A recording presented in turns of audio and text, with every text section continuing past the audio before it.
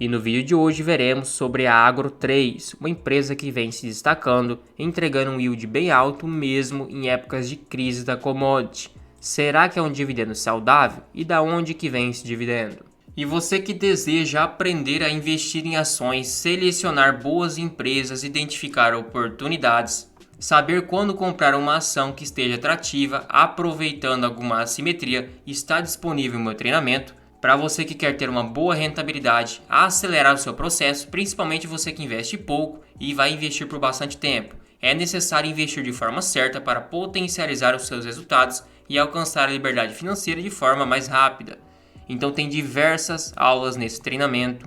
São aulas que vai te ajudar a você identificar oportunidades, identificar o lucro, o dividendo projetado, o preço teto e diversas outras análises bem úteis. E também vou adicionando novas aulas de acordo com as sugestões de vocês. Além disso, você terá acesso a uma planilha de preço teto, um checklist para encontrar assimetrias ou oportunidades, um formulário para enviar sua carteira e ser analisado em vídeo, um formulário para mandar sugestão de novas aulas e um link para participar no grupo do WhatsApp para trocar informações sobre o dia a dia da bolsa. Então já aproveita, garanta sua vaga com acesso vitalício antes que tenha reajuste nos preços. Vou deixar o link aqui no primeiro comentário fixado e também na descrição do vídeo. Recentemente, a Agro 3 acabou divulgando os seus resultados do quarto trimestre de 2024. Mas como assim, sendo que estamos no segundo? É porque a empresa do agro é feita de safras, então acabou finalizando a safra. Agora, em relação a 2024, começa a época de preparo das terras para um novo plantio e colheita em 2025. E segundo o CEO da Brasil Agro, André Guilhermon, a safra de 2023/2024 foi desafiadora, refletindo uma série de fatores adversos que impactaram o desempenho da empresa, seja o clima desfavorável, que acabou resultando numa redução no volume de produção, a queda nos preços das commodities, acaba pressionando a sua margem operacional também, fora, claro, a elevação de custos e insumos. Os analistas da XP esperavam uma receita de 219 milhões, impulsionada por principalmente preços mais baixos, embora esperassem um aumento nos volumes seguindo a estratégia de comercialização. Então a receita acabou surpreendendo e fechando em 519 milhões, um ponto positivo. Então, dando uma pincelada nos resultados da Brasil Agro, tivemos uma venda da fazenda Chaparral. Então, para quem não sabe, ela compra fazendas, acaba fazendo essa reformulação, esse investimento, adequando a área, tornando produtiva e depois fazendo a venda. Conseguiu uma TIR, uma taxa interna de retorno de 15% no período de 3,1 anos.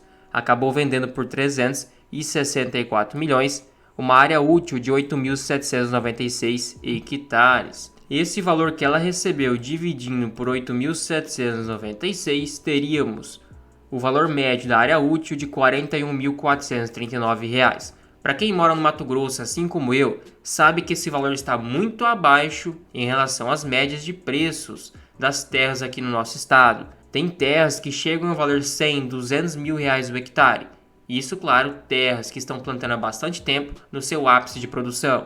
A Brasil Agro também acabou fazendo novos arrendamentos, arrendou 7 mil hectares, 5.060 hectares em 2024, sendo que 1.940 até 2029. Também acabou fazendo um arrendamento de 4.767 hectares para produzir grãos e algodão. Aqui um dos principais pontos que acabou impactando diretamente seu resultado. A soja, que é grande parte do seu faturamento, acabou caindo de R$ 189 a saca para R$ 130. O boi gordo caindo de R$ 308 o arroba para R$ 239. O etanol caindo de 2,9 litros para 2,6. Não foi uma baixa tão alta. A cana-de-açúcar, para compensar, acabou subindo 2,8%. O algodão caindo 30% e o milho 29%. Então, grande parte do seu carro-chefe acabou caindo mais de 20%. Acaba pressionando muito as suas margens. Olhando para a sua produção por cultura, tivemos uma produção na safra menor do que o estimado, 200 mil toneladas. As suas áreas plantadas também ficou um pouquinho menor do que o esperado, 70 mil hectares. E na parte do algodão também tivemos o realizado um pouquinho abaixo do esperado, porém acabou realizando uma área plantada maior do que o esperado de 4.200 hectares. Mas de forma geral, olhando para o ano safra 2023 e 2024, temos uma produção estimada superior para 2024, uma área colhida praticamente na mesma linha, o número de cabeças de gado, esperamos uma redução, áreas de pasto também uma redução e o ganho médio diário de peso também uma pequena redução. Isso porque a Brasil Agro tende a migrar mais para grãos em vez de em si do gado, porque é muito menos rentável. De área plantada, tivemos 178 mil hectares, praticamente 179 mil. 52% é área própria e ainda operada pela Brasil Agro, 7% é área arrendada para terceiros, ou seja, a área da própria Brasil Agro, que é arrendada para outras empresas plantarem, e 41% é a área arrendada para a Brasil Agro plantar.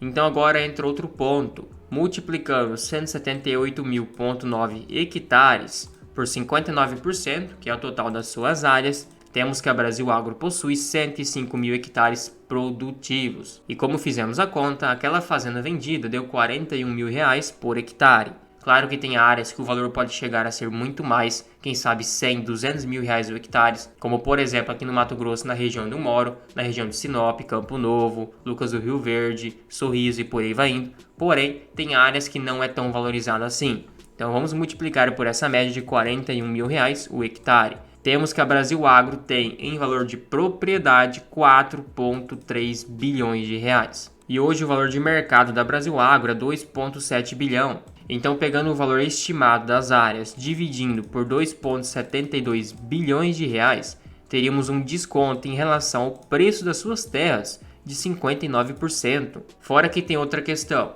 pegando as suas áreas totais, áreas próprias no Brasil são 132 mil hectares, na Bolívia 9.800 e no Paraguai 58.700, sendo grande parte da sua área no Brasil, na Bahia e também em Minas Gerais. Então temos uma área total de 201 mil hectares. Claro que de área útil acaba caindo, porém temos as áreas que não são produtivas, por mais que não é produzido em cima, ainda assim tem um certo valor, não igual uma área produtiva, mas não está sendo contabilizado junto com aqueles hectares que contamos de área produtiva. Então também tem esse valor para adicionar ao capital da Brasil Agro.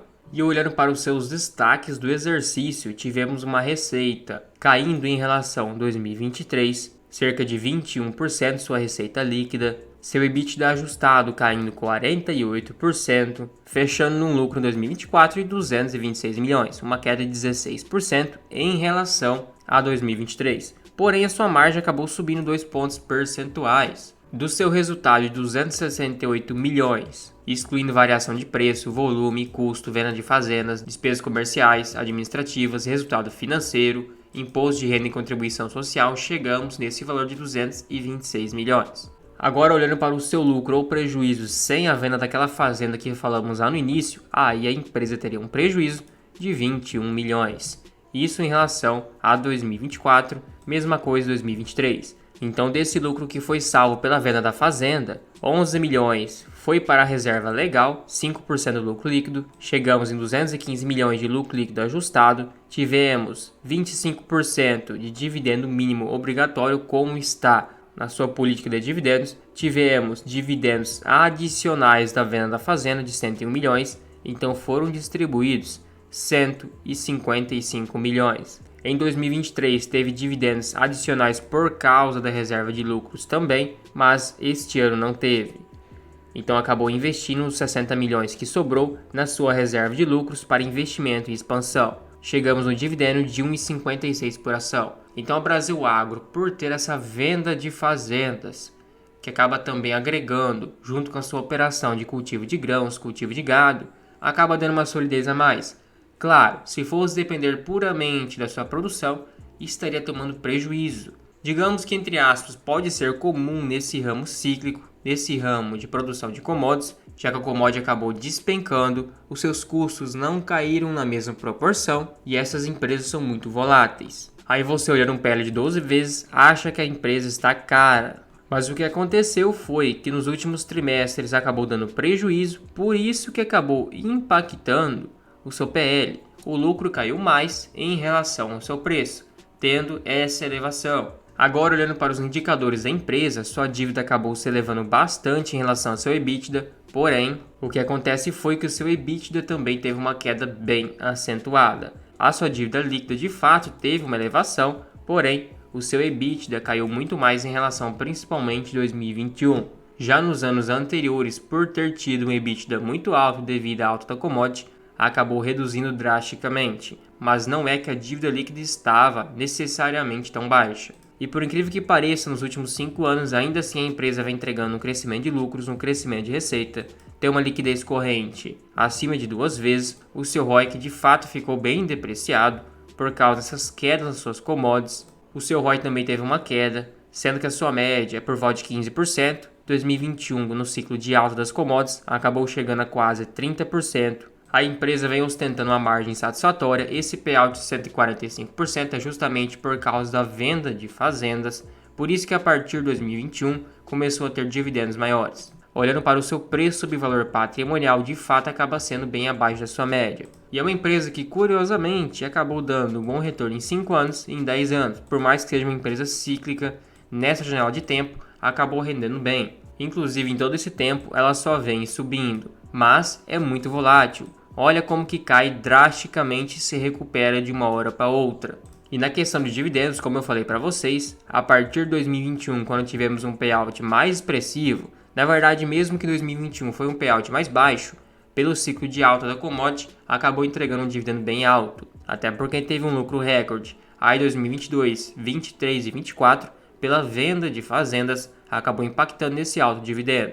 Mas nos anos anteriores, nos preços das commodities, entre aspas, normalizados, e com payout também bem modesto, entregava um dividendo de 4, 5 a 8%. Levando em conta que a empresa está sendo negociada num valor de mercado bem inferior ao valor das suas áreas, a empresa tem 100% em tag along, um bom free float e uma liquidez também satisfatória, além de, claro, ter tido uma queda na sua receita, mas em contrapartida teve um crescimento no longo prazo. A empresa cumpre o seu papel, que é ser uma empresa de commodity aparentemente bem administrada, porém não acaba escapando dos seus ônus e dos seus bônus, que é justamente oscilar muito em épocas de crise, em que a commodity cai lá embaixo, suas margens são pressionadas, acaba de fato dando prejuízo, assim como empresas do ramo de petróleo e empresas do ramo de mineração e por aí vai indo. É uma empresa que, na minha visão hoje, não está tão cara. Claro que esse dividendo acaba sendo distorcido pela venda de fazendas, ainda assim é uma atividade que a empresa vem entregando de forma habitual. Quem sabe poderemos ter mais dividendos altos decorrente da venda de propriedades. De fato é uma empresa para ficar de olho, acaba tendo um dinamismo muito grande por causa das suas produções e da venda de propriedades. E é muito complicado calcular o preço teto de dividendo projetado por questão de safras, questão de clima, questão de venda de propriedades. Não fica perene e não fica previsível. São muitos fatores que impactam a previsibilidade dos seus lucros. Então é uma empresa que talvez seja para uma exposição um pouco menor da sua carteira, não ficar muito concentrado porque acaba variando bastante. E se você começou a investir na bolsa, comprou suas primeiras ações, não sabe muito bem o que está fazendo, não sabe identificar oportunidades, saber quando a ação está barata, calcular o preço teto, o dividendo projetado, o lucro projetado e também saber a margem de segurança, está disponível o meu treinamento sem enrolação, simples, fácil, direto na prática, sem inventar aquelas teorias mirabolantes. Hoje em dia é muito fácil de investir, com um clique você compra e vende ações e pode começar até mesmo com R$5. Mas aí tem um problema, você precisa ter uma estratégia vencedora, saber escolher ações para realmente compensar assumir risco de renda variável e não ter retorno de renda fixa. Então já aproveita, garanta sua vaga, lembrando que esse treinamento tem acesso vitalício. Vou estar atualizando constantemente com novas aulas de acordo com a sugestão de vocês. Você também terá acesso a uma planilha de preço teto de diversas ações, identificando a margem de segurança e o melhor, terá 7 dias de garantia para testar o treinamento, caso contrário terá o seu dinheiro de volta. Então já aproveita que o valor será reajustado conforme terá novas aulas adicionadas. É um valor bem acessível e você pode parcelar até mesmo em 12 vezes.